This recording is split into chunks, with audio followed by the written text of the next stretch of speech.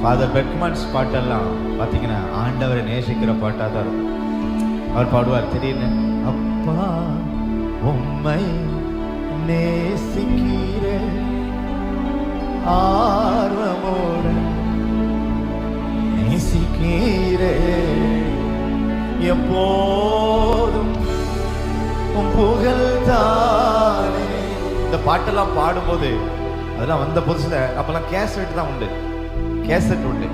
அந்த கேசட்டை திரும்ப திரும்ப திரும்ப போட்டு என்ன பாஸ்டர் அந்த கேசட் அந்தே போயிடும். அல்லேலூயா.